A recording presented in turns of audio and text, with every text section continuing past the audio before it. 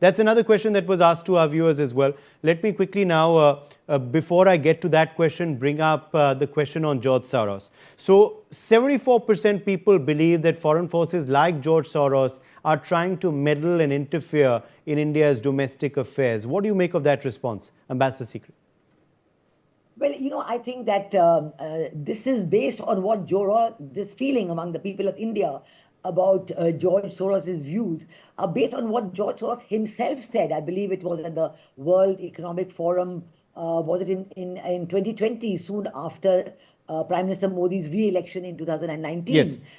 At that time, he had said that, he's going to put in a huge lot of money to make sure that Prime Minister Modi doesn't win the next time. And we saw over the last 5 years, between 2019 and 2024, all kinds of efforts and, propping up various groups and people and political parties and all kinds of actions, which was certainly not in the interests of India, and even trying to influence stock markets and putting out reports about Indian companies, a tremendous attack on the political, economic and financial stability. But I must say that it is to the credit of the leadership of India and to Prime Minister Modi's government and his team members that they were able to withstand all these attacks and able to deal with them in a very positive and balanced way. At the same time, they were able to grow the Indian economy by leaps and bounds, by projecting India, by changing the laws, by doing reforms, economic reforms, ease of doing business, by projecting India as the most important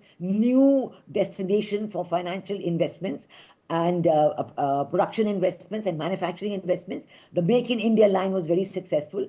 Side by side, I think India's efforts to strengthen our defense capabilities, our security interests. This has been very important because the modernization of India's defense forces has been really a remarkable success story after decades of languishing, against modernization, where we would go towards modernization, there would be some scandal or scam, and everything would fall back by 5 or 7 years. But now we have seen that the Make in India applying to defense production has made us so strong that we were able to withstand the Chinese attack in Galwan in 2020 and hold our own for several years. And now, of course, the de-escalation in place. So this has been George Soros's lack of support from the Indian people is evident and real and very genuine. Okay. Let's quickly now bring in our